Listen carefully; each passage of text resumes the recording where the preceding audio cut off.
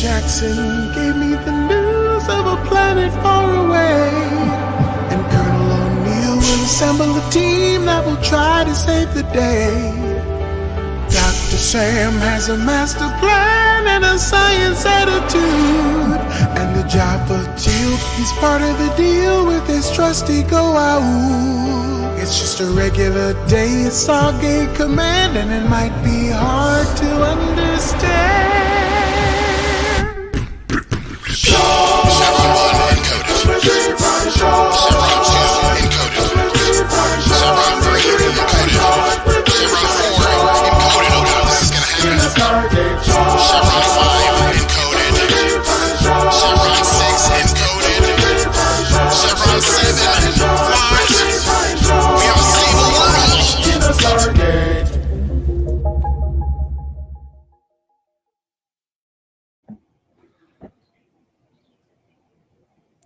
Welcome back, everyone, to 3 Fry Short, Unearthing the Stargate. Hello, Ergo. I'm your co-fry, Sarah, accompanied by my cat, Ergo. Oh my goodness, Ergo. I am Christina, one of the other. What are we calling ourselves? Co-fries? I'm having Co-fry. a moment. Co-fries. I'm a co-fry. And my kitties are not making an appearance at the moment, but their lovely new cat tower that's miniature is in the background. So maybe they'll pop up. Be here. And I'm your co-fry, Rebecca, and I don't have cats. But I have 2 dogs, but thankfully they don't jump up on my table and walk across my keyboard, because that would be pretty bad. They would be so cute, though. Especially Boo. Boo's a little chonker, so that would be I would love a little Boo. real bad. It is very cute, and he's being like super affectionate right now. It's funny because like I work from home, and my work from home stuff is literally like right off screen. So they do this while I'm working, and it's funny because Ergo is much smaller, but he's like a wrecking ball. He steps all over my keyboard and shit. He's pressing buttons when I'm trying to work in spreadsheets. And Luna, who is like twice his weight, is so dainty and petite, and she never steps on anything, and she's the perfect angel. And he's just like literally coming in like a wrecking ball. Like oh God, I wish. And also, hi John. John's in the comments. Hi, enjoy playing Destiny. So I had kind of forgotten for a moment the timing. So I was like, oh yeah, John, I'll play Destiny with you. And I was like, just kidding, I can't. So I hope you're enjoying playing our game without me, but that's okay. This is my priority right here. But the kitty cats, Tux is my big old chonker, and he is also very clumsy. So I wish I had it the other way around, because he's breaking stuff, bull in a china shop all day long. Yeah. No. I have to close the bathroom door when I leave, because he will literally, and I think I've sent you guys pictures, he climbs up on top of the door frame, and there will be times where I just hear a loud crash, and I'm just like, what the fuck? Like, what is happening? What did he break? And I'm afraid, like, I can't trust him. He's a menace.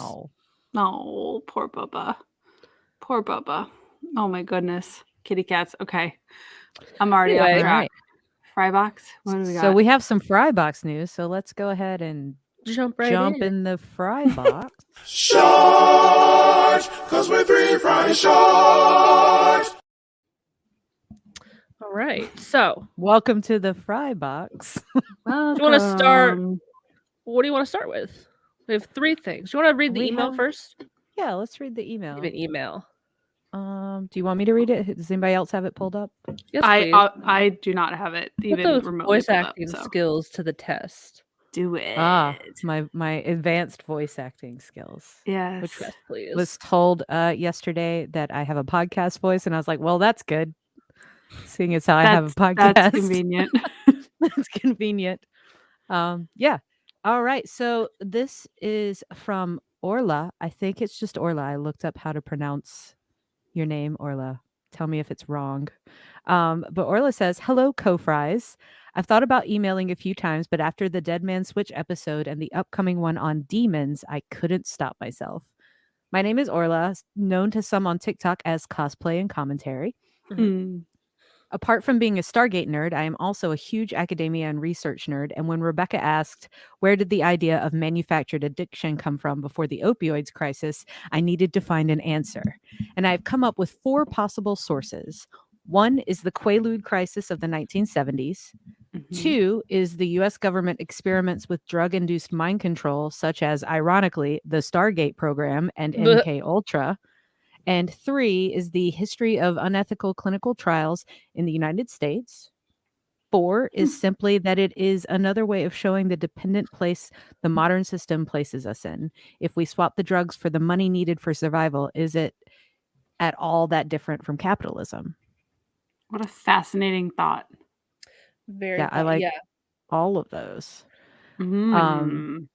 Orla has also been given permission to do her thesis on Stargate and Yay. Farscape. So I told her that she's definitely coming on and we're going to have a whole episode yeah. to talk about whatever she comes up with. So she continues, I don't know if I got this in before Demons. You did.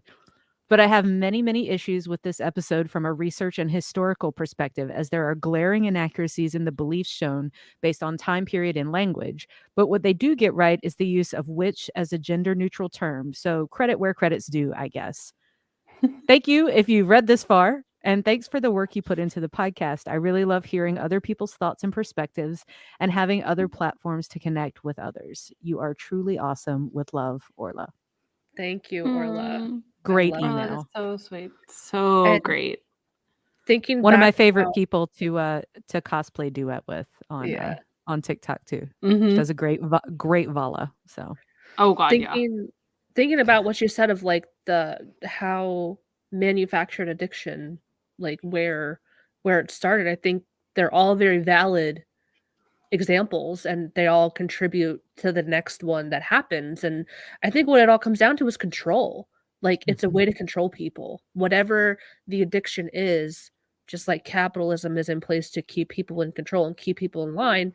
And that's kind of like what this episode is about too, of like using religion to keep people in control. So very, Mhm. very interesting perspective. for sure. Something that reminded me of, and I'll find it and send it to you all, but this kind of rant that went on, and it was, it was for the podcast Man Enough, but I'm gonna forget their name, but anyway, a trans feminine activist was on there, and they had this conversation. Essentially, at the very end of it, got into these people who fight for freedom, this freedom and capitalism. They don't want freedom, they want control. Like freedom is relinquishing all, but it's interesting on that same note. Yeah. I'd like for us to have like a side conversation about this, but really fascinating that thought process that you want freedom to be in control. You don't want freedom to relinquish because you just want to control it all. And capitalism is like literally at the peak of that, with that addiction, with that supply and demand. And God, all of those points of hers are really interesting to think about. And I had not read that email. That was my first time hearing it. So it's just my brains are spinning. So I'll Nice. take it back. But like, I think it's really cool to have heard that really raw. Yeah. It's wow. So I'll It's come back to really- that one. Well, and I'll expand just a little bit and then we can move on because I know we Yeah. might get into a tangent, but it's like freedom, Tangents, like- us? Oh no. freedom to be free, to be in control. Mhm. And then it makes me think of a quote from The Handmaid's Tale where Fred was talking to June and she was like, how is this better? Like he kept saying like this is better for people. And she was like, how is this better? She said, and he said, better isn't always better for everyone. It's always worse for some. So when Mhm. the system may benefit the ultra wealthy or what is happening? Ergo. I just hear I don't know if it's my neighbors or if something's going on in my household. But anyway, yeah. Better is not always better for everyone. It's always worse for some. Mhm. Oh, I can hear it. What's going What on? the fuck? I don't know if he's like snotting. Hold on. Please hold. Dun, dun, dun, dun, dun, dun, dun, dun, Also, dun, hi now. dun, dun, dun, dun, dun, dun, dun, dun, dun, We just get to hang dun, out. Oh gosh. I feel like there's like kitty cat attacks going on in the background. dun, dun, dun, dun, dun, dun, dun, dun, dun, Are you prepared to do I'm that? just- for I'm the just, like, next, really- 5 minutes? I'm really worried that we're just gonna start hearing like some like crashing and then cats like And then all of a sudden, like, there's like an arm into the frame, and Gosh, I yeah. wish I know we have the videos of our earlier episodes where I mean there was some really chaotic kitty cat actions in the background at Mhm. Sarah's house for a while there. Mhm. When Ursula was like Coming. first joining. My blankie. Hold on. Yeah. Sorry. As along with being a menace, he's also nasty and has allergies and snots everywhere.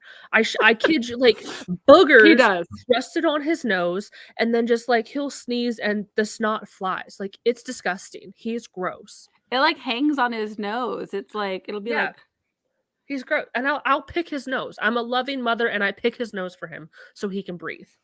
Oh, He's that's gross. so sweet of you. I Yes. mean Blech. It is gross. It's so gross. Anyway, Ugh. Okay, back on Stargate tangents. So we weren't even on. So we still have. we were Are we done with the tangent? Because we have 2 other pieces of We're done. Friedbox information. So Yes. let's talk about our Facebook group. The Oh, new yes. yeah. Facebook group. I've been jokingly tagging all of my workout TikToks with Alpha Site Fitness Club for probably over a year at this Mhm. point. And I noticed that some of our other Stargate TikTokers just kind of started using it too. I wasn't really making a big push for it, but I was like, I guess people like this. And then I was like, you know what I really want is like one of those property of gym shirts that says Mhm. property of Alpha Site Fitness Club. And so I made one, and it says property of the Alpha Site Fitness Program. I really, I should be a better podcaster and actually have a picture to show, but How I dare did not you. plan well. Wah, wah. Anyway, that just means you'll have to go to the group to find it. So all of that led to me going, you know what? Let's make a Facebook group and bring all the Stargate people who are also on any kind of fitness journey. This is not you don't have to be like the ones that go hard all the time, like Sarah Sorry. with the like Go 150 hard. miles in January. That's insane. I love it though. I'm so proud of you. Thank you. But any kind of journey that you're on, if you want a little support, the rules are don't offer any advice unless it is asked for from you. So nobody's gonna mansplain or gym-splain anything to you. Mhm. Thank you. And you can also go onto Redbubble and find not only the 3 Fries short chibi drawing that I did to put on things, So you can cute. also find Alpha Site Fitness Club gear. So all sorts of fun Yeah. stuff. I think we've made 3 Yay. whole sales already. So not enough to even for them to like send money into an account yet. It But- is a private group. We found out the hard way. Oh God, It yeah, was we not did. private.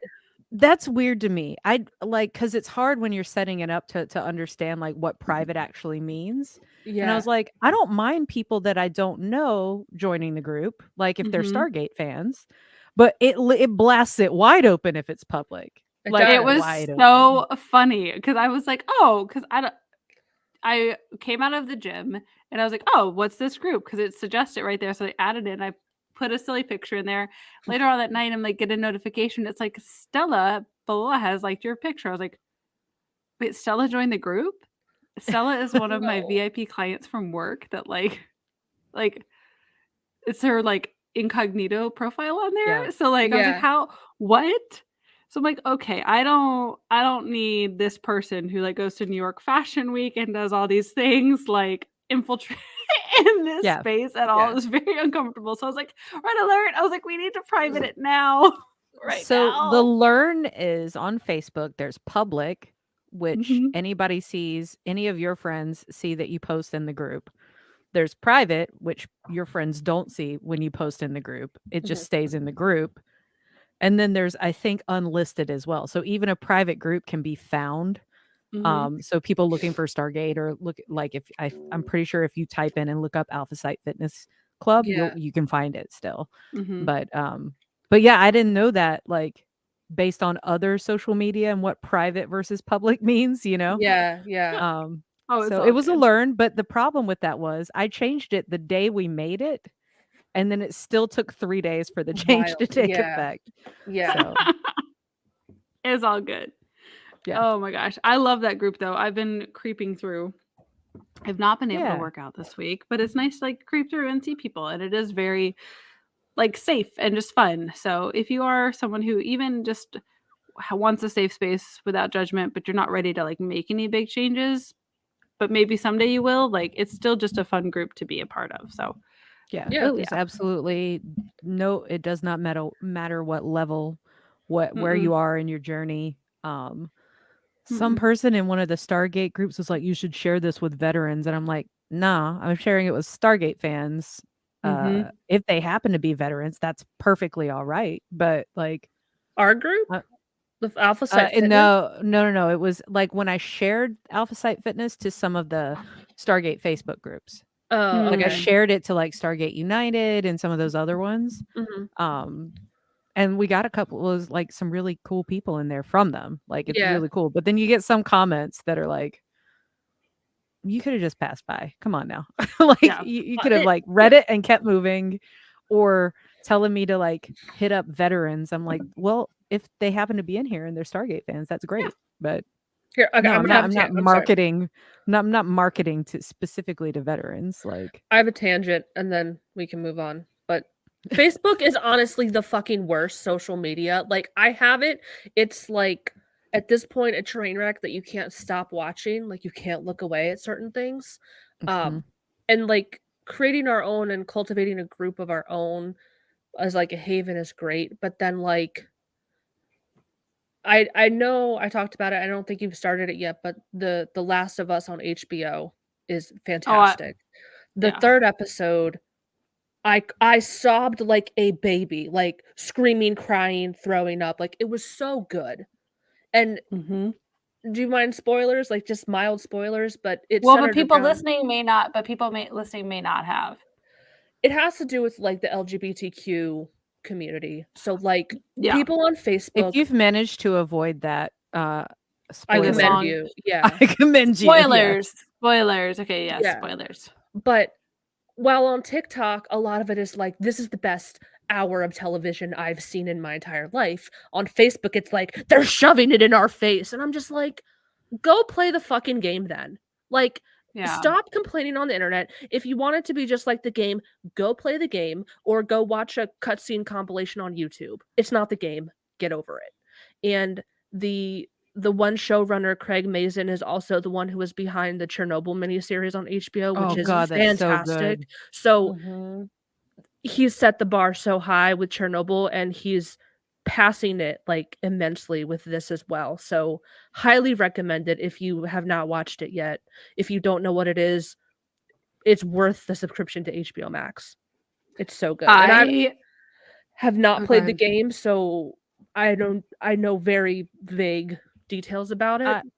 I haven't heard people get angry about it. But I mostly hear They're about it mad on TikTok. Facebook. They're mad on And then Facebook. TikTok's like, this is so much like I love the side by side comparisons they'll do Mhm. with like the game and then like the show, because they really stay true to some of those cutscenes. Yeah. So yeah. Yeah. Well, I'm raw off of that third episode because I finished it 5 minutes before hopping on here. So I am raw as could be. So I think I did my like trauma response of like blocking off that emotion until after this podcast because like, whoa. I I'm blocking saw- off a lot of emotions right now. Don't worry about Oh, it. no, I saw, yeah. but yeah, we can tangent that one later because Sarah, I feel like we could go forever, but I don't want to give you Oh my spoilers God. away on that one. Yeah. Because oh my God. Okay. All right, back Okay. to third Just one. stay away Last from the piece. comments on Facebook for that. yeah. Last piece of Frybox news. Good fun stuff.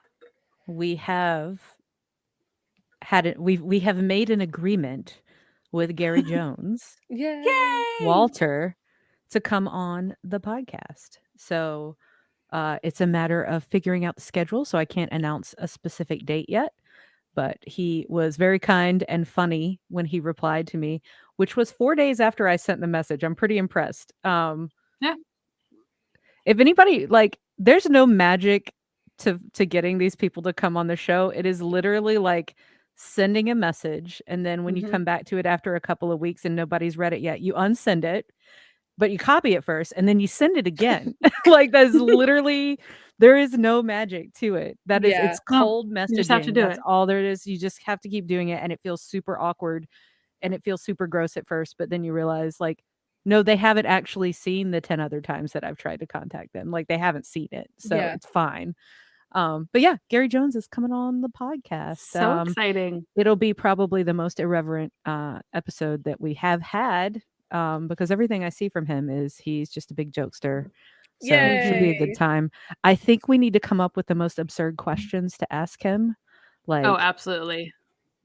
Like just bizarro out there questions, not actual like Have you not stolen actual anything from the information. set? No, not even that. Like, is it more of a worm or more of a hole? Like just like out there stuff, I think would be. Oh, I really love it. good. Yeah, we'll have to So compile some stuff. need to do some Um, research on his socials Dude, and see what come he's like. on. But he's very silly. He's very, very silly. So it'll be oh, fun. I love it. It's so And then exciting. I think we have Sue Ann coming up in May. Mhm. So Yay. Which, speaking of Suanne, it was so funny. I got a notification on TikTok a couple days ago that she had liked one of my videos, and I was like, "Oh, which one did she like recently?" Because somehow we're mutuals, and I love that. And and she liked the one of us asking for questions for her first interview, Oh, that was and I was like, ago. weird. She just like go like that's I don't bizarre. know. Unless She it's must be like tagged going down the She might have gone down like the hashtags. Hathor, yeah. But Yeah. anyway, so she's still out there searching through. I think she's very excited about staying connected to the fandom on it because the only way she would have found that is through going through those hashtags. So Yeah. anyway, Yeah. yep. She's And lovely, and her pictures from her new play, like it's like a Roaring 20s something, like are just Yeah. stunning, Fun. like stunning. You know who would be fun to have on is David Blue. I would love to have but David Blue on. But you guys need to Can't- watch SGU. We got to get SGU watched at some point. Yeah. But I can't. What? I don't know. He just seems a little wishy washy with like trying to message him sometimes. Oh, have you tried to message him for work stuff? Mm-hmm. Oh, interesting. Mm-mm. Not for No. work stuff. For Oh, Three Fry Short stuff. Oh, well, he'll get on a He'll roll. like a comment on TikTok, but like when you try to actually contact him, it's very difficult. But most of them Interesting. are. It's just like you keep doing it. Like Yeah. that's all there is to Well, it. So yeah, interesting. Because he's bantered back and forth quite a bit on some of the ones that like the rug, the Stargate rug that just Mhm. got posted, that real viral video. Like, because Yeah. I got tagged in it and then he commented on Same. me getting tagged. And I was like, I was Yeah. here first, get in line. And he's like, no. So then like we went back and forth. I was like, Eli, get your Sure. own. So I think So, that like I don't know if you it's knew a it good was all rule. part of the right. Oh. I don't know if it's a good rule, but I have a rule Mm-hmm. since Sue Ann that first time that I won't publicly ask people onto the pod.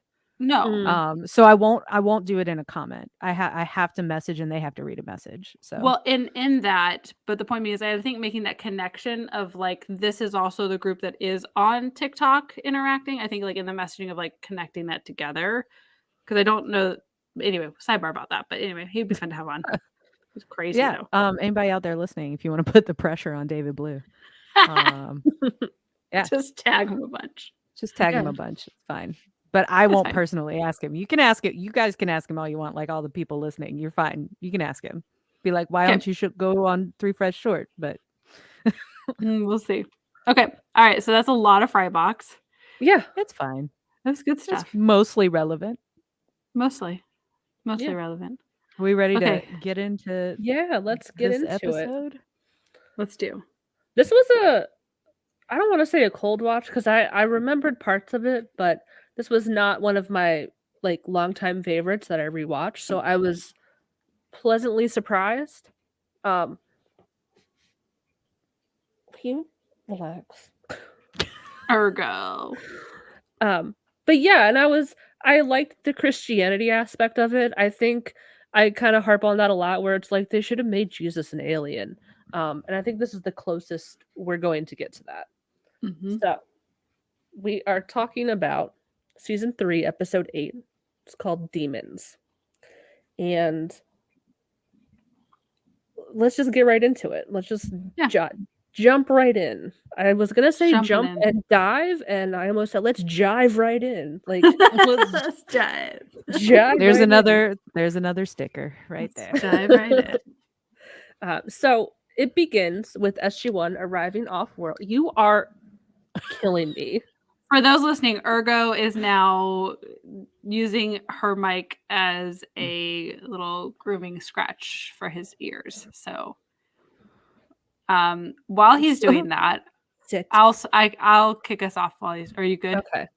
You got it now. Oh yeah. I'll just Okay. be. You mean just and got to keep push petting him. off. So Aggressively petting him. I feel like a Bond villain. So the episode opens with SG1 arriving off world to a suspiciously Vancouver-like planet, which Jack points out is very full of trees. So This was the moment very that I was like trying to sassy. watch it on Yeah. the treadmill, and I was like, I can't watch it on the treadmill because immediately I have comments. yeah, It's not only sassy, it's acknowledging, like it's the showrunners acknowledging that they only had like Mhm. Vancouver trees to work with. Like Oh yeah. it's phenomenal. I love were it. That is hanging a lantern on the fact that they can't go anywhere else. yeah. Mhm. They were like, let's just roll with it. Like Mhm.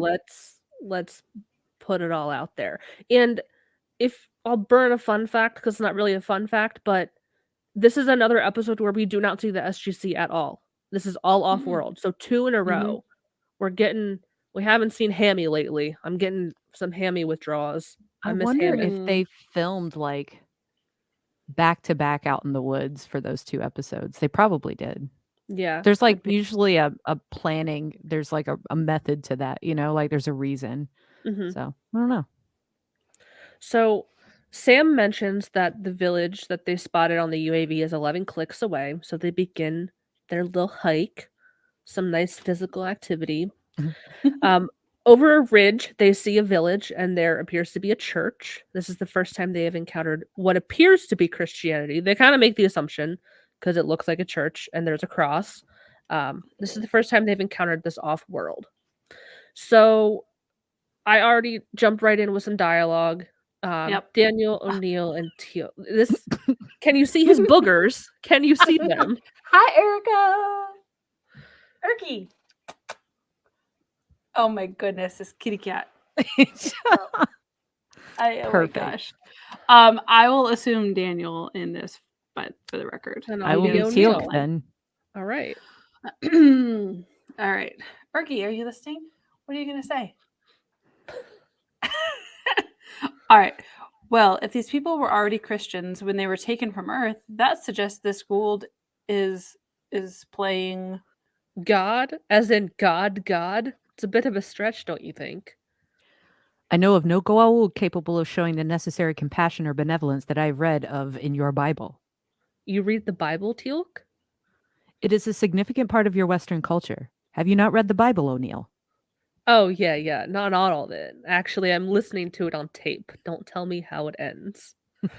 So, obviously, for the O'Neill joke, it was funny. But then the fact that Teal'c is like, yeah, I'm reading the Bible. Like, he's doing his research on Earth culture. And I Mhm. think that's, like, a really interesting quality of Teal'c. He's like, I'm going to immerse myself in your culture and I'm going to learn about, like, your religion. Or Mhm.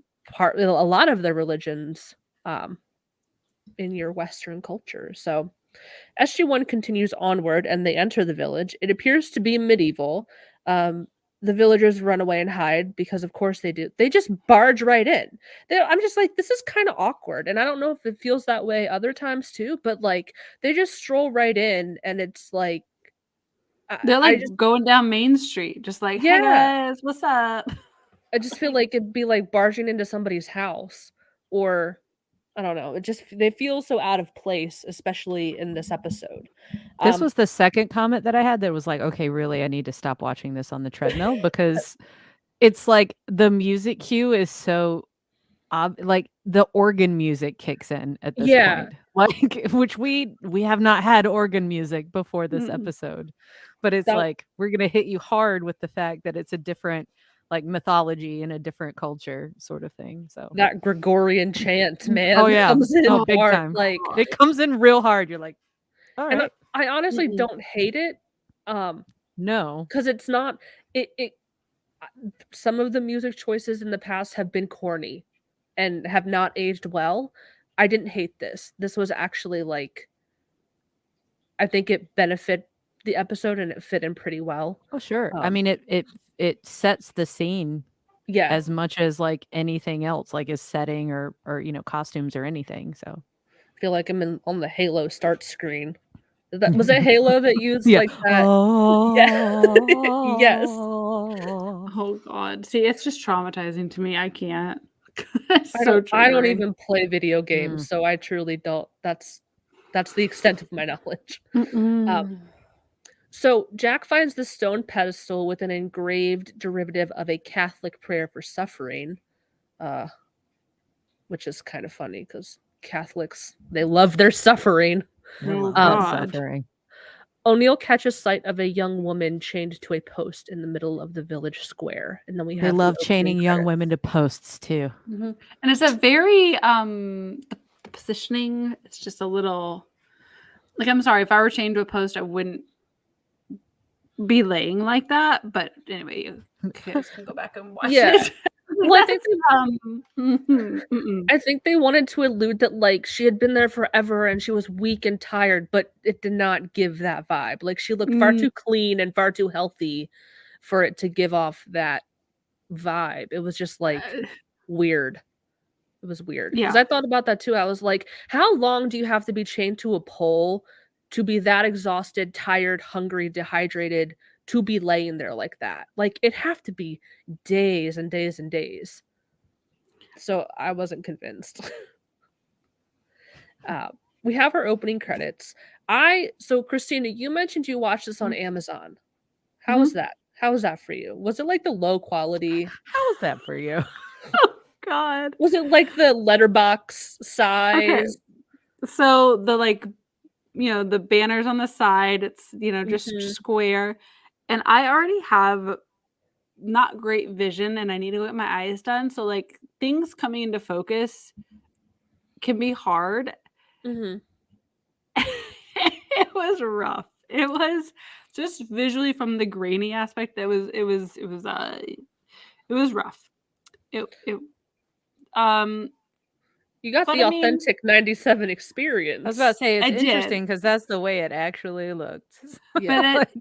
But so I mean it was fine, but it chops up, it stops at like the weird commercial break points, but So no, I I'm watched it on sorry. Pluto. Yeah. I watched it on Pluto on my Roku TV, and it was very good quality. It was the remastered, so it wasn't the letterbox with the bars on the side.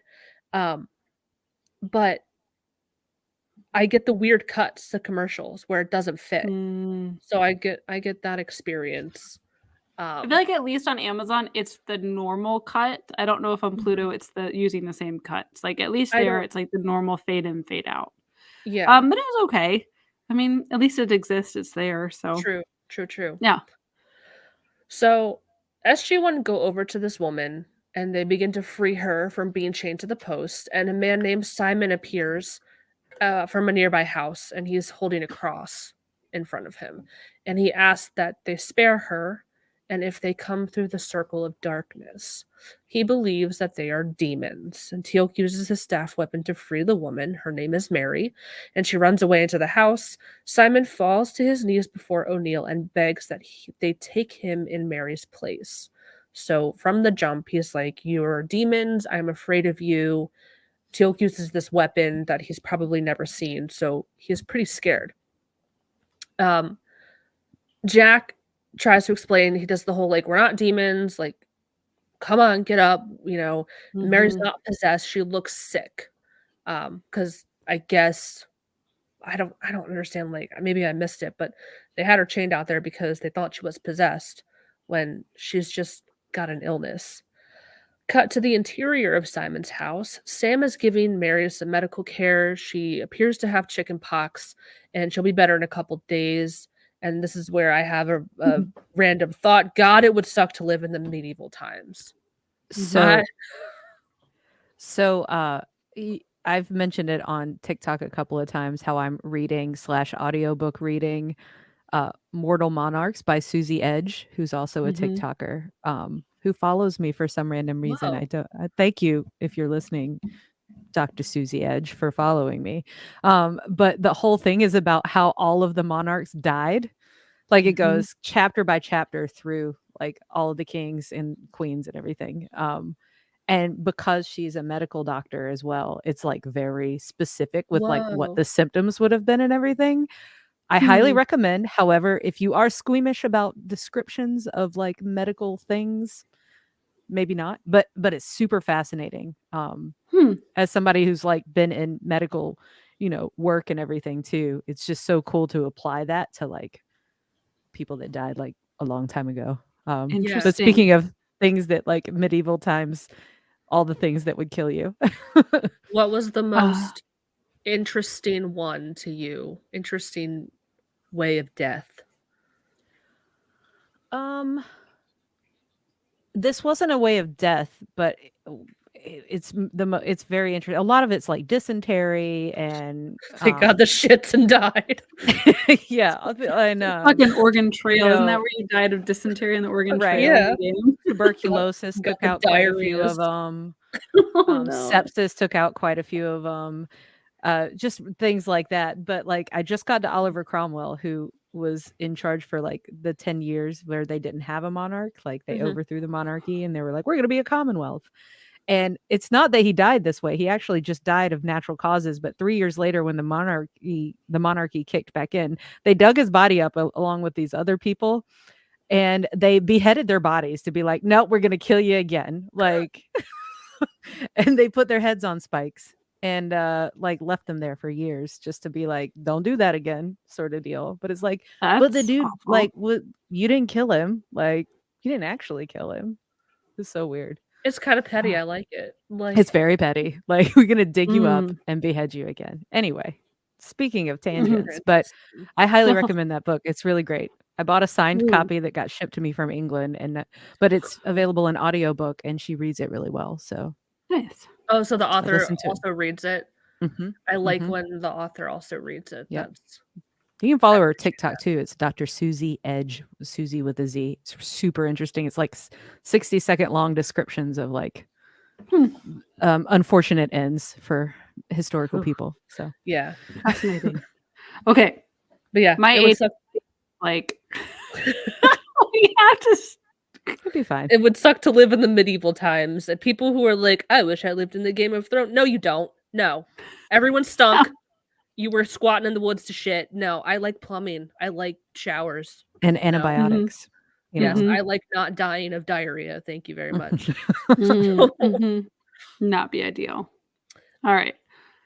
Got some dialogue. Simon, Yeah. Daniel, and a little O'Neill. I guess I'll be Simon then. Go I'll be for it. Daniel. Oh, she'll be better in a couple of days. That's what kicks this dialogue Yes. off, right? Correct. Mm-hmm. That won't be soon enough. The time of sacrifice is at hand. The elders will have to perform the trepanning ritual tonight to cleanse her. It was a procedure often done in the Middle Ages. They drill a hole in the person's head. By drilling a hole, the evil spirits are released, thus saving the person from eternal damnation. Thus saving the person? Well, they didn't call them the Dark Ages because it was dark. It was dark, just not in the literal sense. So Mhm. they're gonna perform this ritual on this woman, which is like a Terrifying. medieval version of a lobotomy. Mhm. I have a fun fact about that, which I'll just get out of the way right now. It was performed in the Middle Ages, but a lot of people survived it. They have found skulls of people who had this done, and it shows that they lived long enough for it to heal them, Mhm.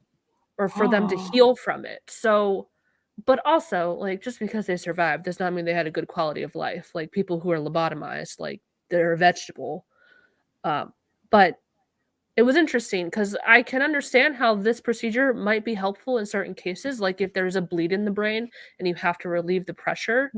But yeah, I guess not as scary as it sounds, but still pretty fucking terrifying when he gets to the part where he's about to do it. So they hear a sound of a horn blowing, not a home blowing, it's a horn blowing outside. And the people begin to shout that the demon is arriving. And SG1 go over to the windows to look out, and Jack sees an Unis entering the village. So if you remember Thor's hammer, we saw an Mhm. Unis, they were the first hosts of the Gould, and they're these big, ugly, scary looking demon-like creatures. They're super strong, super resilient. And I have some more dialogue. So we got a couple. O'Neill, Teal'c, I'll be Una, Carter and Unas. and I'll be O'Neill. Okay, I can be And- Teal'c and Daniel. Okay. Yeah, that works. Damn, an Unis. You are correct, O'Neill. The first host of the Gould. No, we killed him. He's dead.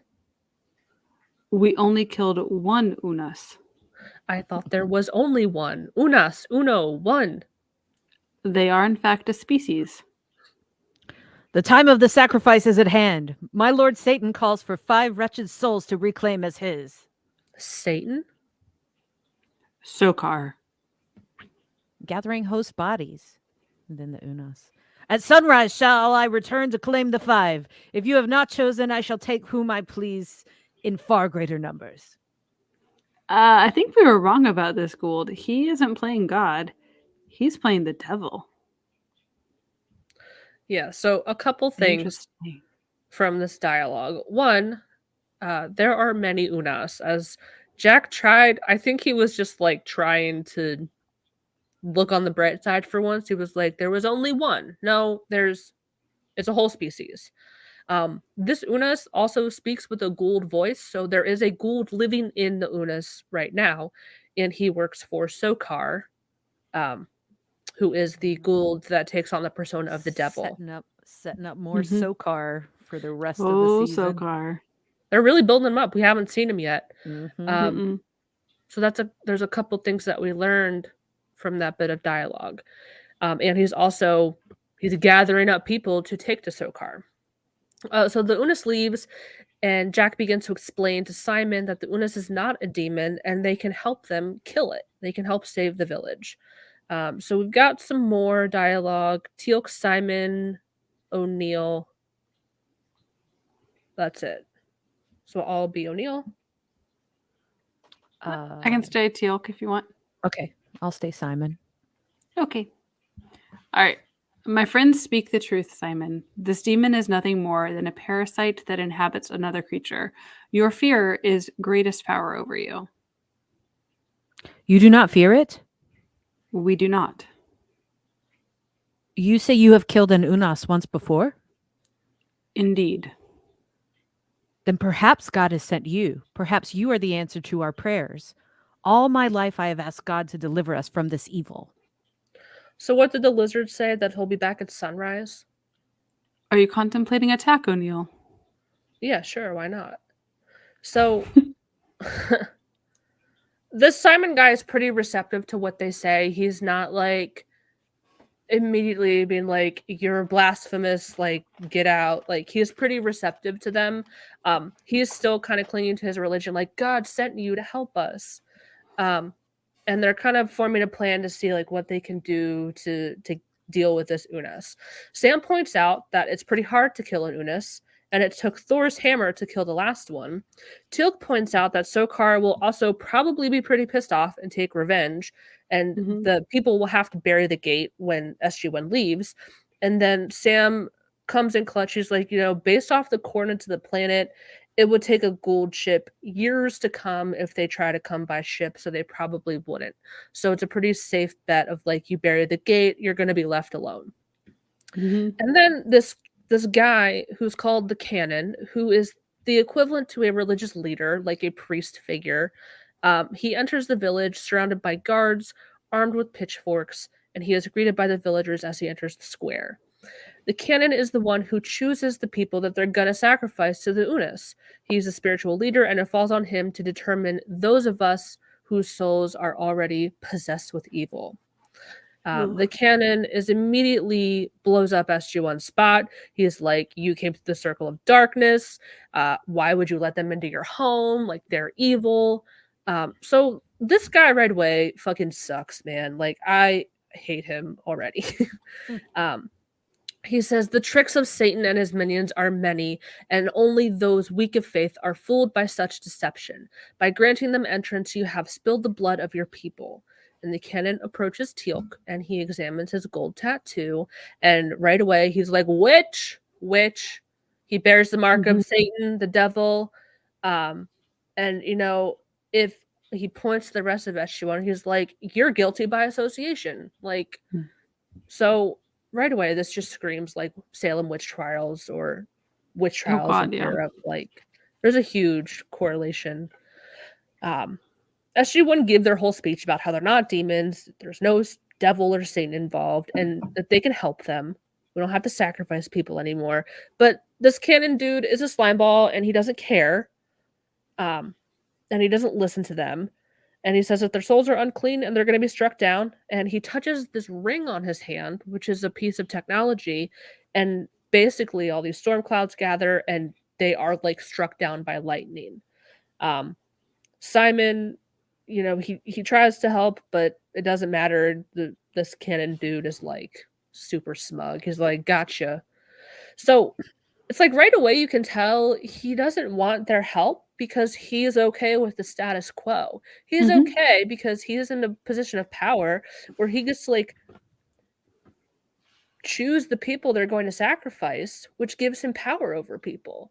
It's like, you better stay in line and do as I tell you, or you're next on the chopping block. So, well, because you take that away, then what's his purpose? Exactly. What's his purpose anymore? Like, he has to clinch to that. Yeah. So, cut to a jail cell in like the village square. They're kind of like a cage jail cell. They're outside, but like not. It's kind of weird. So we've got Carter, O'Neill, and Daniel. And Daniel. Assume our roles. Sir, I've been disarmed. Yeah, I picked up on that too. Teal'c's gone. Did we just get struck by a big bolt of lightning? That's what it looked like. Felt more like a zap blast to me. He touched his ring just before the lightning started. Carter, if I get the urge to help anybody again, feel free to give me a swift kick. So he's kind of like, why did I try to help these people? Simon approaches and he's like, "Hey, I don't think you guys are demons, but the cannon is a shithead and won't listen to me." He's like, "I'm trying to help you guys out, but no one's going to listen." And he also said that it's been decided that Teal'c has to endure the tests. The test. So he's brought into the square by these two guards. He's tied to a post. He's already like beat up. His face is bloody. Like he's taken a few good punches. And the villagers watch to get like they gather to watch the trial, and O'Neill's watching from his cell. The first test is called the Mark of the Devil, and in the Middle Ages, one of the proofs of witchcraft was to mark the body, supposedly made by the devil himself, and it was insensitive to pain. So the blacksmith touches a red-hot poker to Teal'c's forehead tattoo. It does not hurt him. He fails the test. He is very unresponsive. And come on, Teal'c, just fake it. Just fake it. I was thinking the same thing. And it sucks because like Jack was trying to like get his attention, but Simon was like, "Shut the fuck up, dude. Like if you don't shut up, you're next. Like chill." And I think O'Neill could have been like, "Just pretend it hurts, Teal'c. Like it hurts." But and honestly, regardless of whether it hurt his tattoo or not, having something that hot that close to your face would probably still be uncomfortable and might hurt a little bit. I don't know. Just a little. Yeah. I feel like that heat would have just run right through that metal. Yeah, and heat up the metal right away. But yeah. What do we know? So okay, sorry, I skipped that. So yeah, he fails that test. There's one nail in his coffin. The next one, SG-1 are led along the shoreline of a lake. The villagers follow. Teal'c is led out onto I don't know what that word is. Jetty. I jetty? don't know if I copy pasted that wrong or if I typed it wrong. Jetty is the right word. Jetty's right. Add on to Where a jetty. a large rock is chained to his leg. And this is the next test, the water test. Common practice in the Middle Ages, they weighed the person and threw them into the water. If he sinks, he's innocent. If he floats, he's guilty of witchcraft and burned at the stake. It's a catch-22. There is Yeah, no it's like- winning this test because No. if you sink, you're innocent, but you drown. If you float and survive, you're a witch, and then you get killed anyway. But that's There was that's a no very winning. common practice, like, that happened, like Yes. And I have some Mm, information on that too at the end. perfect. Incredibly frustrating. Mhm. So it gets really emotional. Sam, Jack, and Daniel are shouting that they'll leave, they'll go back home, but nobody listens to them. The guards like punch them and restrain them. Teal gets pushed into the water, and SG1 can only watch as like all these bubbles rise up and like, he's drowning. And the canon prays quietly, then holds out his hand over the water, saying the God's will has been done. He's Mm. so smug. I hate looking at his stupid smug face. So, cut to Teal'c's body. Teal'c is dead now. He's dead now. Teal'c's body is laying on an altar in the village square, while hooded women pray silently over him. From their prison cell, O'Neill, Carter, and Daniel watch. The canon approaches the cell, and he tells SG1 they're free to go, but they can't ever come back. And I have some dialogue. O'Neill, Cannon, and Daniel. I'll be I'll stay with you. canon. Okay. So Jack says, he tells them to leave and they can never come back. And Jack says, because if I did return, I would break your damn neck. But of course, you could just touch that lovely ring of yours and we'll all be struck down again. Ah, the ring. It has been handed down through generations of village canons who came before me. And with it, you maintain power. With it, I abide by God's will as best I can. Sacrifices must be made. Mm-hmm. And then he continues. The sacrifices allowed the people of this village to survive for generations. Just as the wheat is separated from the chaff, the unclean souls among us must be taken away through the circle of darkness forever. And you decide. Yes, I do. Now go thy way. Trouble me no more. This is so infuriating because he's like using this technology to be like, I have been bestowed this power by God himself. I am like filled with God's word. And it's like you see it, I see it all the time. It's so slimy. I have my bones to pick with organized Oh, God. religion so much. And Go don't all worry, day. we'll get into that in the fun facts God. and themes and discussion. So Simon approaches SG1. Jack, he's like, fuck this canon, dude. Like, I hate this guy. And Simon is like, please shut up for 1 second. Like, you're the reason, or I'm the reason you're allowed to go. Like, I asked the canon, he's letting you go. So, like, just go. Get out while you can before, like, they find some other reason to hold you. So he lets them out of the cell, but they still have their chains on their hands.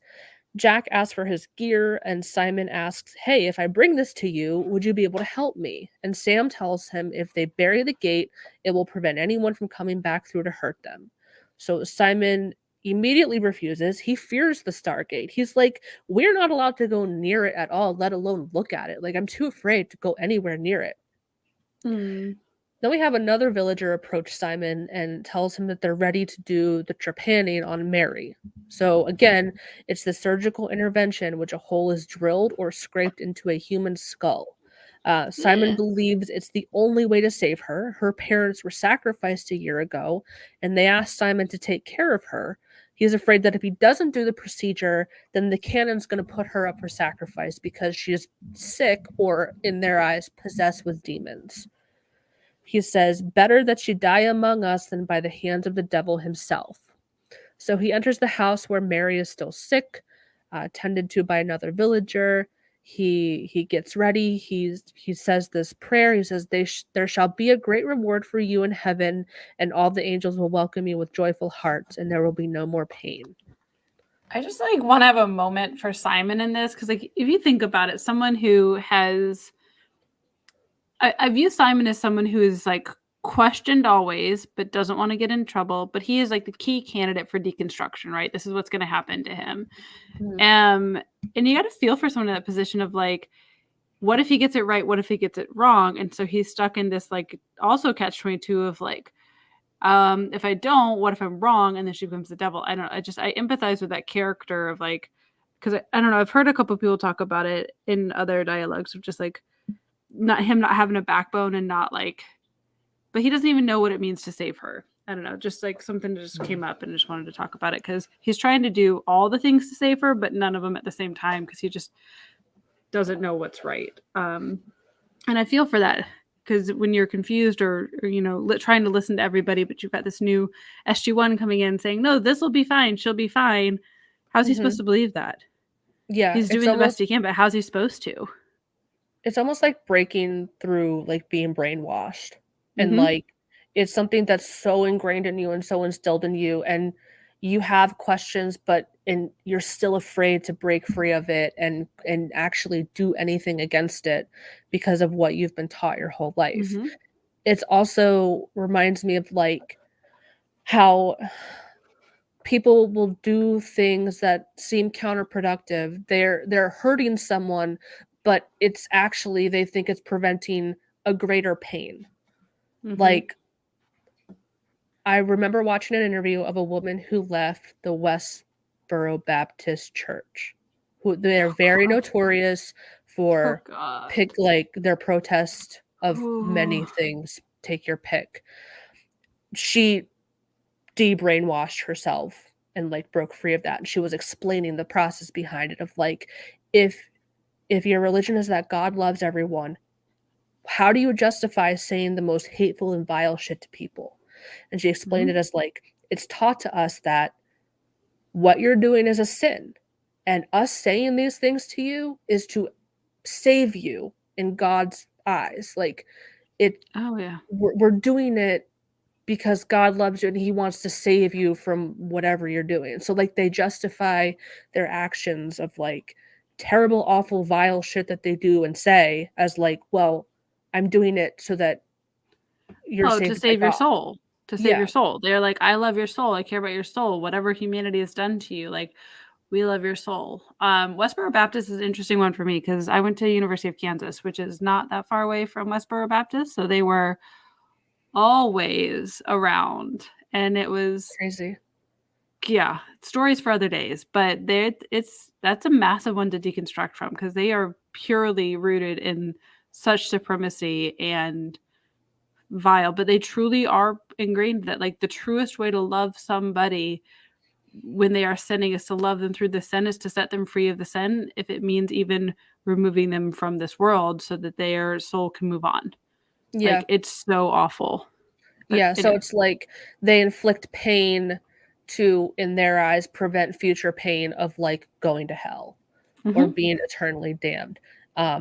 Same with, as far as brainwashing goes, Scientology. And that's all I'll say on that. I will not, they terrify me, so I will not say anything else on that. So back in the village where SG1 is, like, this kind of like pissed me off because Sam and Jack were kind of like, well, I guess he's gonna like crack her skull open. They had to, like, Daniel had to motivate them to be like, well, okay, you guys just wait right here. I'm gonna go try to save the girl from getting a hole drilled into her skull. And then they go follow him. So Simon unwrapped, this was like scary because he unwraps this package. He takes out this like hand drill that looks medieval and he's about to like lobotomize her.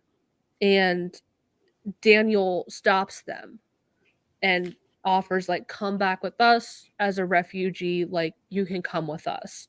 So he immediately was like, yes, cool. Like, I don't really want to do this. I'm kind of being forced to by these beliefs.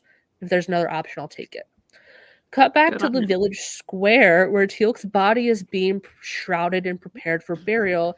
And suddenly he sits up and the women scream and run away. And he opens his eyes. He's alive. So I love it. 100% would scream and run away as well. Yeah. Oh God, yeah. Yeah. So SG1 hear the screaming. They go outside and they see that Teal'c is alive and well. Which, I mean, like, did we ever really think he was dead? No. No.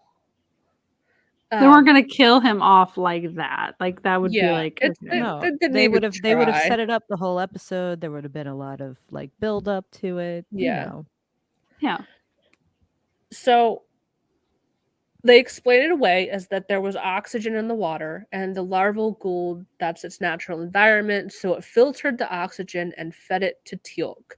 And when he realized what was going to happen, he went into Kelno Reem. So, like, I guess that prevented him from actually inhaling water into his lungs. So, of course, the cannon hears everyone screaming, and he enters the square with his guards. The spacing got really weird on this because I actually typed it up on the computer. Anyway, we've got Cannon, O'Neill, and I think that's it. So I'll do O'Neill. Yeah, UB Cannon. Me, Cannon. Yes. Yeah. There can be no doubt. They are evil, all of them. What do you want from us? He passed your tests. These 4 shall be the first chosen for sacrifice. And then Jack calls back to his sentiment before. Hey, Major, next time Daniel gets the urge to help someone, shoot him. He tells, who did he tell? Nice callback. They told him, he told someone to give him a swift kick, but then he told them to shoot He told Daniel. Carter. No, same Yeah. to Carter. Oh yeah, it's all to Carter. It's on Carter to keep him in line. He's like, bitch. She is his Don't let second me. in command. 100%. Oh yeah. I do love that. Which I included this because Jack makes a point. He did pass the test. So like he's sunk, which meant that he's not a witch. But then it's like, oh, like I must have missed the fine print where it was like, well, if you come back from the dead, you're also a witch. Like that wasn't included in this contract anywhere. So the canon also, just to be extra fun, because he's a fun guy, he also puts Mary up for sacrifice as well. I mean, of course. It's super, Of course. super nice of him. So as the sun rises, SG1 are still chained up, waiting for the Unis to return. Daniel sees Simon like lurking in the doorway of his house, watching them, and Jack is still trying to get him to help, but he's too afraid. And the horn sounds, the Unis approaches the village. Okay, this is not as big of a chunk as I thought it was, but it was kind of funny. Jack was like, hey, how long have you kept this up? Like the demon bit. Don't get me wrong, looks like a great gig. You've got the Padre on your back pocket. The hours are good, probably. All the chick. Like, it reminded me of Eris Bach, where it was like, this is just his job. Like, and Adam pointed out too, of like, I guess he doesn't care that they're not from this planet. And I was thinking, like, no, this is his job. Like, I don't think he cares as long as he delivers. Yeah. So SG1, along with Mary, are led by the Unis along the top of a ridge. O'Neill glances down the slope and silently signals to the others to be ready to move. He nods to the others, and they all dive down the slope, rolling away to the bottom. All The I end can of the- think of when I watch this is like in Princess Bride, like when she kicks him down, and Wesley's like, "As you wish." As you I don't know why. wish. Anyway, sorry, go back. So the Unis is pissed. Which when I first saw this, I was like, are they gonna push him? Are they gonna push the Unis down the cliff? No, they just all dove away from him. Cut back to the village. The canon calls Simon out for his curiosity and says, "This weakness shall be your doom if you persist. I shall be unable to defend you when the next sacrifice is called."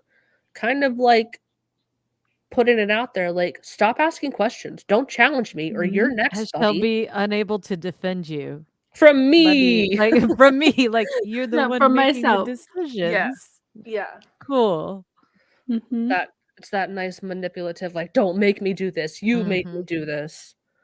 Oh, don't get me triggered on those types of tactics right Yeah. now. Continue. Cut back to the woods. SG1 and Mary are running away, but the Unis catches up and he grabs the chain. And then Simon appears and gives SG1 their gear back and Teal'c his staff weapon.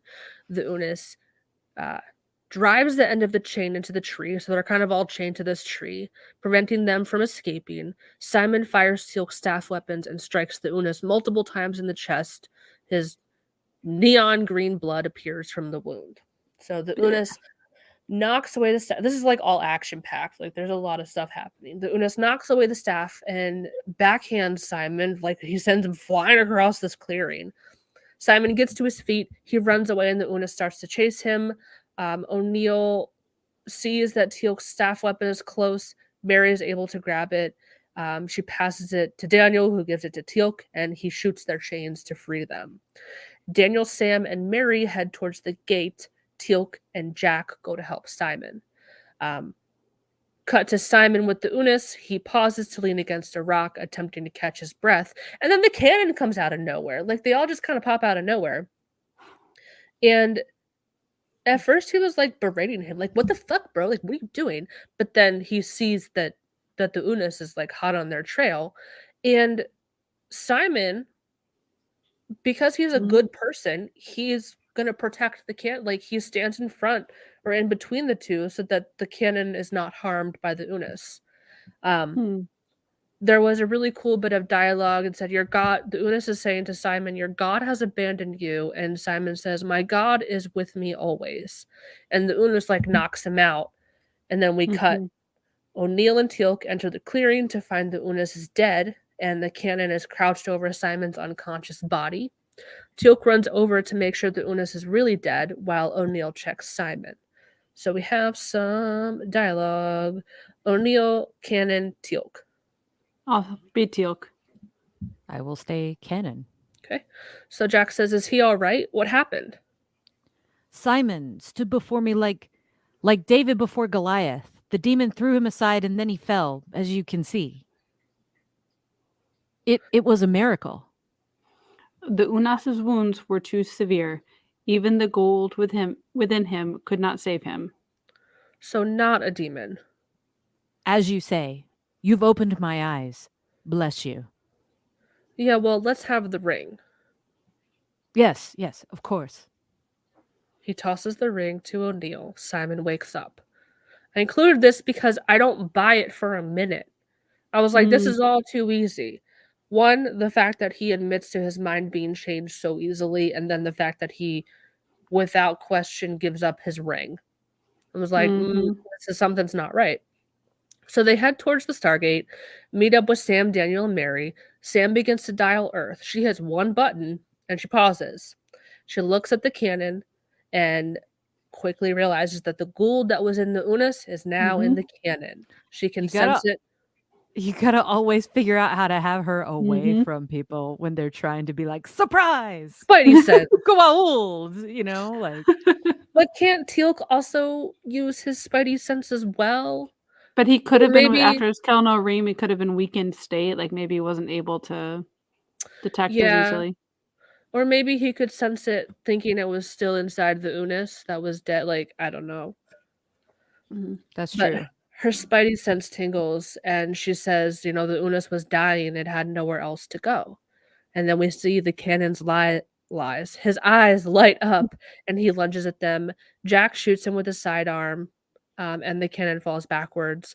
Carter goes to check on him, and Simon kneels at his side. So we've got Cannon, Simon, and a little bit of Daniel. I'll be canon. I'll be Daniel. Be Simon. Forgive me. By the sorrows you suffered in your agony in the garden, in your scourging, and crowning with thorns. The prayer for suffering souls. In your crucifixion and death, have mercy on the souls. Deliver them from the dire torments that endure and admit them to the most sweet embrace in paradise. He makes the sign of the cross on the cannon's forehead. Mary crosses herself. Now the demon is truly gone. Double meaning. So Sam finishes dialing Earth. Simon tells them that they'll bury the gate and there'll be no more sacrifices. Sam presses the center stone. The Stargate opens. She sends the GDO signal back to Earth, and SG-1 steps through the Stargate, leaving Simon and Mary in the clearing. So I like because this kind of illustrates something really beautiful about religion, and that's forgiveness, because as shitty as the canon was and as the awful shit that he did, Simon was still there to like comfort him in death and give him that prayer, which I thought Mhm. was like quite beautiful. He didn't hold any like animosity towards him, and he gave him that like last bit of comfort. Um, and then I also like that they were able to see the Stargate, and I thought it was cool because they call it the Circle of Darkness. Simon and Mary look at it, and it's this circle filled with light. It's like, this Mhm. isn't what we were told that it was. It's beautiful. So Mhm. that is the episode. Once again, we did not step foot in the SGC at Mm-mm. all. No. So, some fun facts. David McNally, who plays Simon, was also our pal Hanno in Korai. Mhm. Oh, So, yes. a familiar face. Um, they mentioned that the inhabitants of the planet were taken through Earth through the Antarctic Stargate during the Middle Ages. Daniel estimates that this happened at least 1,000 years earlier. However, when subjecting Teal'c to the trial by water, the canon recites a prayer to Saint Michael, which was composed by Pope Leo, Roman numeral whatever, in The 1886. 13th. The I 13th. don't. Yeah, I'm not a. I Thank got you. you. I So that got was you. a little inconsistent, little inconsistency. When Carter dials the Stargate to go home, she dials 9 symbols, which is too many, as 7 is the correct number. Hmm. And this was Whoops. something I purposely looked up because I hear them say it all the time. I did not know what it meant, or I thought maybe it had a different meaning. It was a very underwhelming answer. Sam said that the village was 11 clicks southwest. Click is just military slang for kilometer. I didn't know what that meant. Oh. Yeah. I was like, is There that like you go. a different unit of measurement that only the military uses, or is it like Oh. knots like or more- leagues that's used to like ocean talk? Like, is it just a different? It's just kilometers. It's not that interesting. Yeah. So that's like 6.6 miles or so. Yeah. Yeah. Wolf. That's a hike, man. It is a That's a hike. huge. That's a big old hike. Yeah. Hopefully not some rough terrain. with So all your gear. Ugh. I mean, The it is the worst. Pacific Northwest, so I mean, Hills and trees. mountainy, hills and rocky. trees. So themes and discussion. Religion is a big one Mhm. here. And I think like the main thing that I pulled from this is using religion to maintain power and control. And then you have like the personal practice of religion and then the organized institution of religions. Like my personal experience, I was raised Catholic, went to Catholic school, Mhm. Catholic church, communion, confirmation, the whole 9 yards. I understand and appreciate that religion can bring people spiritual comfort. It can do a lot for people personally. Where you lose me is the organized institutions of religion. And sticking with what I know personally, the Catholic Church, the fact that the Catholic Church protects and covers up the fact that they have pedophiles Mhm. as priests. I can't understand, and I don't understand how people can look the other way. That Mhm. it's covered up like that. It's I don't understand it. It's such an abuse of power, and that's where you lose me. Is like you can practice religion in your personal life, and if that brings you comfort, if it brings you peace or spirituality, whatever you get out of it, great. Where you lose me is the organized institutions because it's comprised of people and people are corruptible. And especially when you bring power into it, um, I So, don't think it's used for good. so question for you, Sarah. Having grown up in with Catholic, what was the first kind of piece to start the unraveling for you? Like, what was the first moment where you're like, maybe not? I can't And how old remember. were you? I can't Or remember if it was my own confirmation or my sister's confirmation. So if you don't know, how the Catholic Church works, and I don't know if this is true across all other religions, but in the Catholic Church, there are 7 sacraments, Mhm. and you throughout your life, you can never have all of them because some of them are reserved for, like, people who go into the priesthood, but then another one is, like, marriage, so obviously, like, you can't be a priest and be married, um, but you start pretty young. Like, I went to Catholic school, so 2nd grade started with, confession, where you go to the priest and you confess your sins and you're forgiven.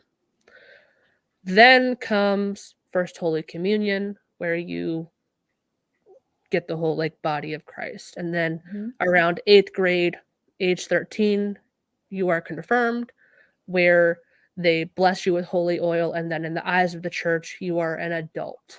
Like, you are looked up to as, like, an adult in the eyes of the church, something like that. I might not be saying that correctly. I think it was my sister's confirmation, and when they got confirmed, I don't know if they were giving these books out to the kids that were getting confirmed or if it was, like, they were giving them out to the family, but it was, like, common questions that people ask about, like, "Is this wrong?" I'm sorry if Mhm. this is crazy. The one thing I remember is, like, there was a chapter, "Is it wrong to masturbate?" And, like, Mm. there was a guy there was, like, a family friend who was or my aunt's boyfriend at the time, he was like, "I was just sitting in this church and the guy next to me was just reading the chapter on, like, is it okay to masturbate?" And it was super awkward. And I believe it's my aunt's boyfriend at the time, afterwards, we were having, like, the party and everything, and he's just, like, pointing out inconsistencies and, like, asking questions. And I think that's kind of when it started because it really, like, opened my sister's eyes, and even my mom, like, she and I think this is the reason I remember it so much because she was like, "This is John's fault. He, like, corrupted you, and that day at your Mm. confirmation, like, he started to put all these ideas into your head." The ideas were, like, asking questions, and, like, Mhm. in that chapter I don't know if you heard this, Christina, it was, like, this book that was Mm. given to, like, asking, like, "What does God think of this?" Or, like, "What's the stance on this?" And, there was a chapter of, like, "Is it bad to masturbate?" Or something like that, and, Mhm. like so, like It's the devil's act. It's yeah, stuff terrible. like that, and, like, it was a very for it being, like, a Catholic book, it was, like the way they explained it was, like, that's meant to be between a married couple, and, like, doing it to yourself is, like, focusing on the pleasure and not, like, the act of love making Bleh. whatever. Like, they didn't explain it in, like, creepy, gross ways of, like, "You're the devil," like, whatever, but Mhm. the way they explained it was, like, pretty tame. I think that other Mm. religions or other could have been worse, but I think that's when it started, and at that point, I was not in Catholic school anymore. We could not afford it because you have to pay for it. So I'm in public school now. I'm kind of removed from that constant environment where you're Mhm. actually like religion is a class that you're taught. Um, Mhm. but I think it's just like growing up and like starting to question things and seeing things like these priests that are found out to be like child molesters get away with it and Mhm. be covered up and be moved through like to another parish so that like that's the really insidious part to me. And if you want to watch a movie about it, the one that was like really big was called Spotlight, which Mm. um it talks about the article that, like, blew the whole story open about Mhm. the massive cover up for of the Catholic Church protecting and hiding these priests that are child molest and they might not even be, like, charged with it, but the thing about the church is, like, it stays contained, and they try and solve it within the church instead of, like, taking Hmm. it to the authorities, and that's Mhm. you think of, Well, like, the they would Duggar just move family. well, they would just move pastors around, they would reassign them. They Yeah, would so put it's them like through a little kid something pops up with a little kid, "Oh, something sketchy is going on," move him right away, get somebody else in there so that we Mhm. make it all go away. Pay them off too, pay Mhm. them money to be quiet, that's another thing.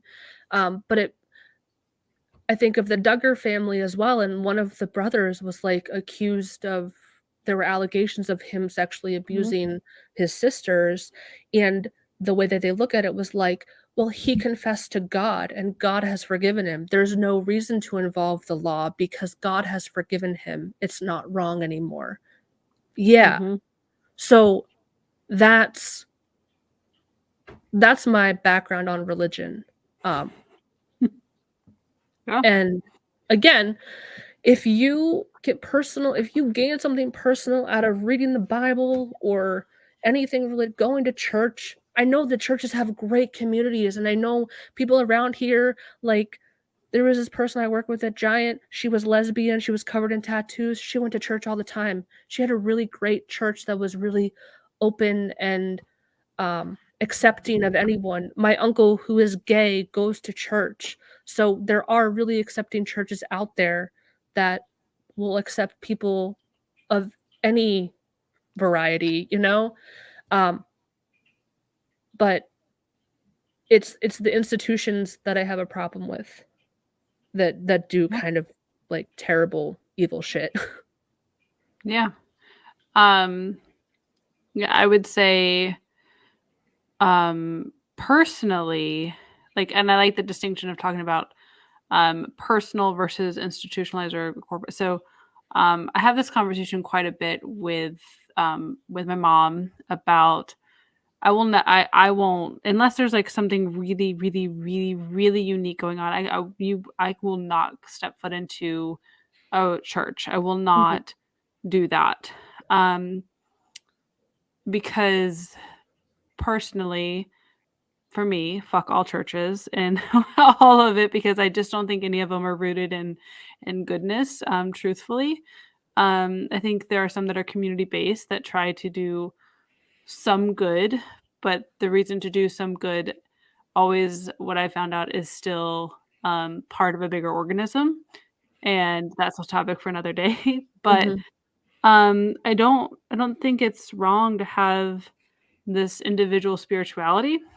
And if a faith makes sense to you, so like if Christianity makes sense to you, if that's the religion that you feel connected to because it's helping you stay in your moral line, it's helping you make those right choices, like absolutely.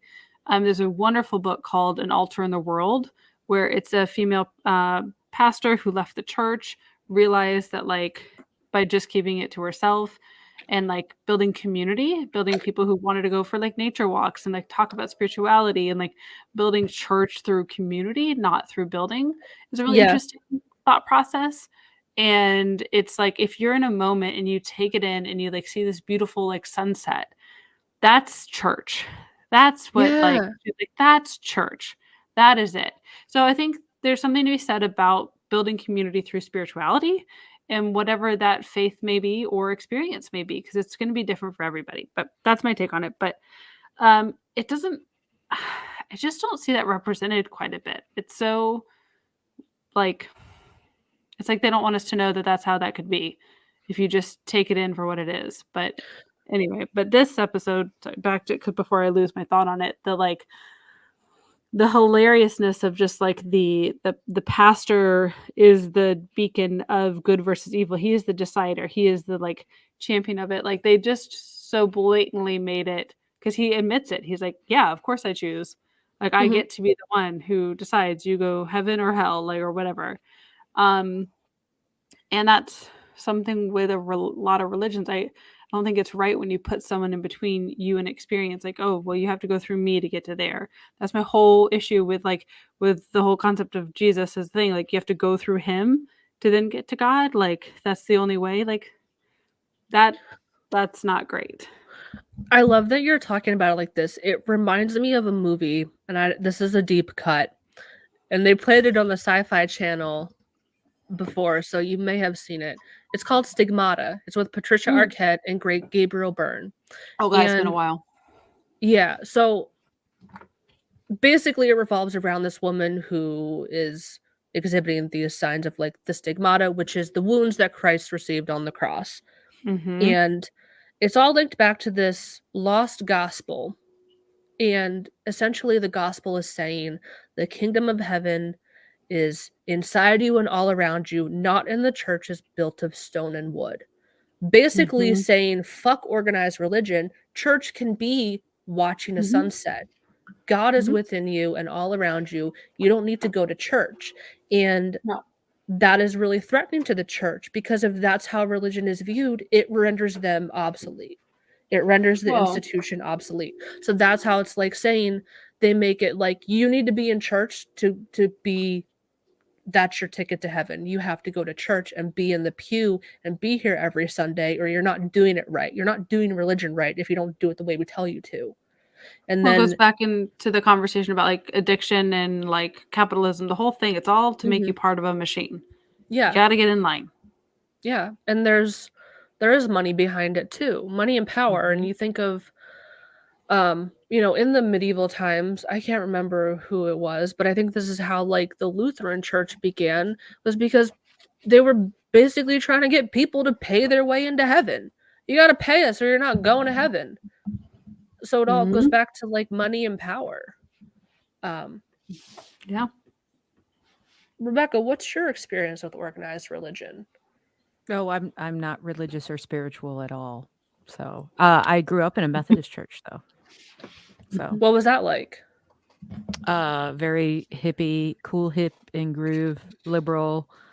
It's like I the love that liberal for you. version of What? Catholicism because we have confirmation, we have all of those, the Mhm. rituals, because Methodism came from the Anglican Church, whereas like a lot of the other, like the Protestant religions, like baptism Mhm. came, like it broke off before that. It's weird, but yeah. So we have all those things, but Yeah, it's like So that's whatever. interesting. It's you're allowed interesting. to masturbate. Yeah.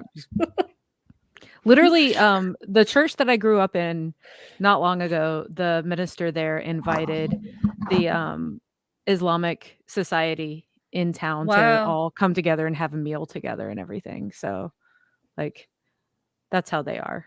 Yeah, that sounds really refreshing.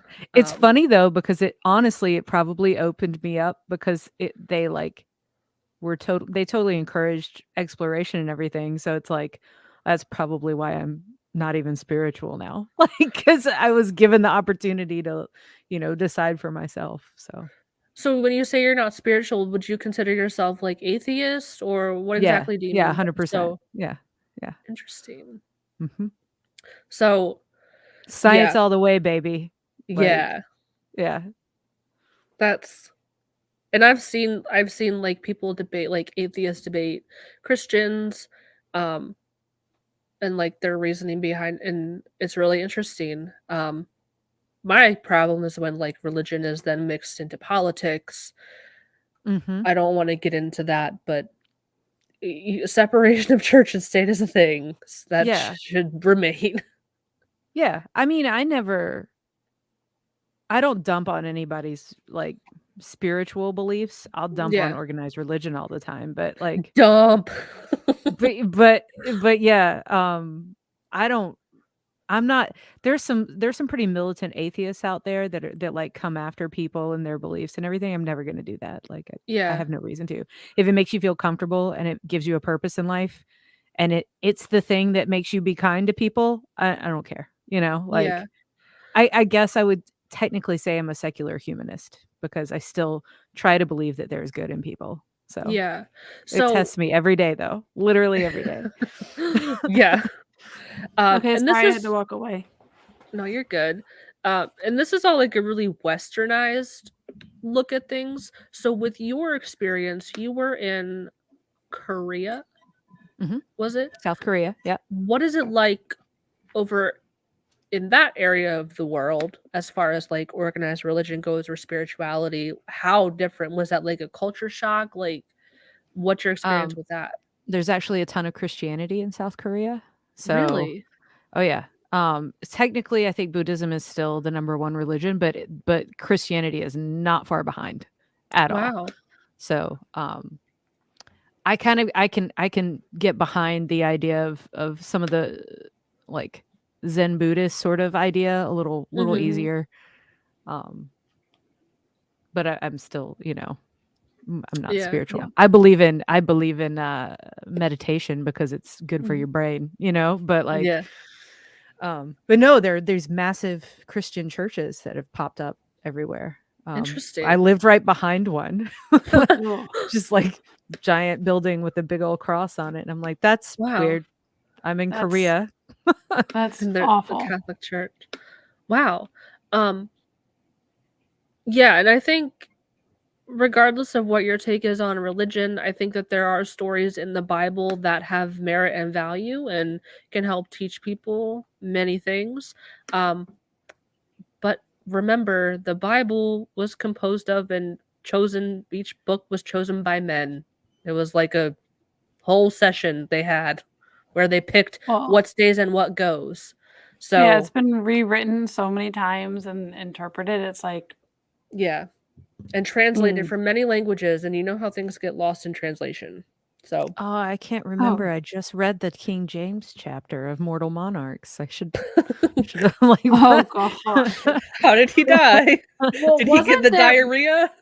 What was his big thing that he changed in the Bible? Because obviously King James version. What was it that he changed? Did his add in about gay? Oh God, what did he add to his? And then we can move on because you've got some good notes Yeah. in here about witchcraft stuff too, and I want to be mindful. Of Talk making about those space for notes, that. and I'll do some really quick give it a goog for Okay. King James while you're I was, talking. yeah, I was okay. So back to so we've said our pieces about organized religion. On the other side, Teal'c is subjected to tests, which are very reminiscent of the Salem and European witch trials. So Mhm. between the year 1500 and 1660, which is kind of like, I would say the tail end of the Dark Ages, beginning of the Renaissance. I don't know like the exact dates where that started, but up to 80,000 suspected witches were put to death in Europe. Around 80% of them were women, thought to be in cahoots with the devil and filled with lust. Germany had the highest witchcraft execution rate, while Ireland had the lowest. So Ireland, represent. Thank you. I don't know if I included it in here or no, I must have forgot. This was also the time where the Malleus Maleficarum was written by a German man. So Germany, they got the highest execution rate. You figure, they came out with the how-to guide, if you will, which is also called the Witch's Hammer. There was a really excellent podcast that I listened to called the Cult Podcast, I believe, where they go into like lots of culty things, and they dove into this book. It was very disturbing, but very educational. I recommend it. So there's some common tests that were used to determine if someone was a witch. They're all ridiculous. There's more. I didn't include all of them. There's something that has to do with baking a cake that has your pee in it. So look that up if you're interested. God, But it's gross. yeah, the first one was the swim test, which Mhm. we saw in the episode. Accused witches were dragged to the nearest body of water, stripped to their undergarments, bound, and then tossed into sea if they would sink or float. Since witches were believed to have spurned the sacrament of baptism, it was thought that the water would reject their body and prevent them from submerging. According to this logic, an innocent person would sink like a stone, but a witch would simply bob on the surface. The victim typically had a rope tied around their waist so they could be pulled from the water if they sank, but it wasn't unusual for accidental drowning deaths to occur. I didn't know that last part. I thought they were just like, sink or swim, bitch. Like, if you die, you die. I didn't realize that they actually tried to pull them out, which is like kind of nice, I guess. Like, they still killed 80,000 people, but maybe they saved one or two. The next is the prayer test. So medieval wisdom held that witches were incapable of speaking scripture aloud. So accused sorcerers were made to recite selections from the Bible, usually the Lord's Prayer, without making a mistake or omission. While they may have simply been a sign that they were suspected witch was illiterate or nervous, any errors were viewed as proof that the speaker was in league with the devil. The twisted test of public speaking ability was commonly used as hard evidence in witch trials. So if you are a nervous public speaker, you're fucked. You're a witch. Don't stutter. God. Don't mess it up. No pressure. Another one was the witch's mark. So kind of like what we saw in the episode. witch hunters often had their suspects stripped and publicly examined for signs of an unsightly blemish that witches were said to have received upon making a pact with Satan. The devil's mark could supposedly change shape and color and was believed to be numb and insensitive to pain. Which literally just looks like skin cancer. You could have acne and be a terrible public speaker and you're dead. You got the witch's mark and you can't say the Lord's Prayer in public. Witch. Sorry, pimply teenager who is nervous. You're a witch. Like, you're done. Yeah. So those were some. There were definitely more. I pulled this from the History Channel website. There was some weird one about like a witch cake that like you had to pee into it. And I don't know. It was weird. No, that's why I didn't include it. So yeah. Also it makes me think back to probably the pilot episode where Daniel mentions like, hey, if we didn't have the Dark Ages, we could be far more advanced than we are right now. So, or maybe that was Enigma with the Tolan, who are far more advanced. Yeah, that would make sense. So it makes you think like all of the people that they killed, they were really targeting free-thinking women. And oh god, yeah. They were just like, you can read, I guess you're a witch. So, what did you find about the King James Version? What's the difference? So, King James Version came about for political reasons. I found this page that says King James believed that a single authorized version was a political and social necessity. He hoped this book would hold together the warring factions of the Church of England and the Puritans that threatened to tear apart both church and country. Most of the translators were clergymen belonging to the Church of England, but at least some had Puritan sympathies. And so a lot of it's just change in some of the words, but it's not like it wasn't there was no pointed like, anti-gay or this or that was in it. It was just like they went back to, it was just a different translation basically.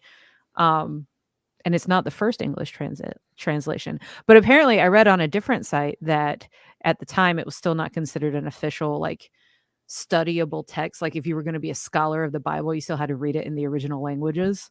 So it was like, this is for the people, sort of deal. Anybody have any guesses as to what King James died of? Syphilis.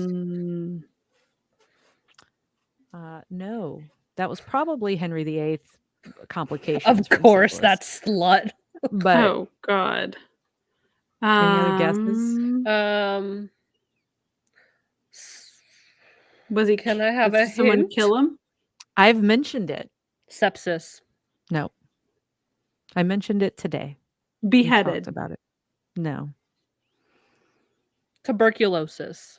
No, you've damn. literally said everything else but this one. Anybody out there? The three people watching, you got any guesses? No Googling. No Googling. Hold on, wait. You mentioned sepsis, tuberculosis. I know we talked about like dysentery and diarrhea and stuff. Was that it? What about chickenpox? Yes, dysentery. Dysentery. Why? He had a lot of health problems, but dysentery took him out. Well, okay, so what exactly is it? Because like I know we laugh and be like, they died of shitting themselves, but is there more to it? Is like a virus or something? Yeah, parasite. It's literally the virus, infectious diarrhea. Oh, okay.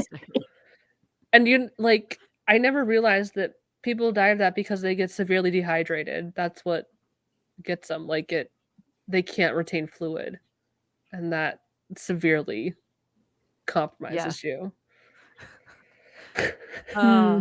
Thanks for the guesses, everybody. Chickenpox, beheading, UTI. When in doubt, guess dysentery. Yes, we'll get you. Because people literally, like all the people that were highborn that were the doctors were like, my hands are clean because I am highborn, not because I wash my fucking hands. So did they though? Again, we didn't want to live in medieval times, everybody. You did not. Typhoid Mary happened in like the 19 something, so People still weren't really washing their hands that often. Well, she was a cook, so she just infected a shit ton of people because she's cooking for him. She didn't know. Okay, She didn't know. but also I think COVID has taught us that a lot of people did not properly wash or sanitize themselves because the no, amount and of that's people that's after we actually knew that that's like Mhm. that can help. Yeah, yeah. The amount of Back people in the who day, needed people to, didn't like, know. the amount of people who knew needed to like go through how to properly wash your hands and like with it. Yeah. So I think we still have some room to go. Yeah. Mhm. Oh gosh. COVID got me carrying the little Bath and Body Works hand sanitizers. That's You know something that's interesting. So I will never forget my high school chemistry teacher. And then we can end on it. Like he never would use soap, but he would use scalding hot water. And he's like, you're over time, you build up an immunity to the things. So over time, these soaps are not and sanitizer are not gonna kill the bacteria. But you know what will? Hot fucking water. So he would literally scald his hands. He was so paranoid. So he would burn kind of- his hands. That's cool, but Every that's time. also wrong. But like that's what he would because- try to teach us. And we're like, oh my God, okay. Yeah, no, like technically what is really true is that regular soap does just as good a job as like bacterial soap mhm. because it's not the antibacterial, it's the soap itself that breaks down the cells of Mhm. whatever you got on your skin. So like that's why it's important to lather up and like wash for a long enough time. But Yeah. like you don't really need specifically antibacterial soap. Unless you're in probably certain very important situations. But Yeah.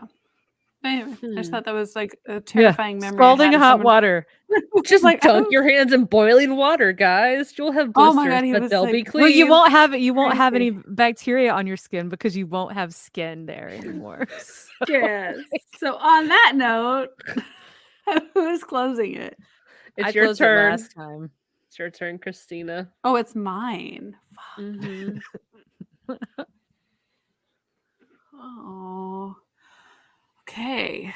How do I want to do this? No pressure. It's No like pressure. public Aw. speaking. Don't fuck it up or you're a witch. Jesus Christ. And I hate it because there's like no SGC component to like call back to. God, can you imagine once we have Gary Jones on closing Oh. the iris? Oh my God, I'm so excited for that. Oh my God. Does someone like have a good one? Because I don't. I'll take two. Oh, Let me hold think. on. I've got one. Do you? Okay. Yeah. Okay. Thou must walketh through the stargates and then close thine iris. Excellent.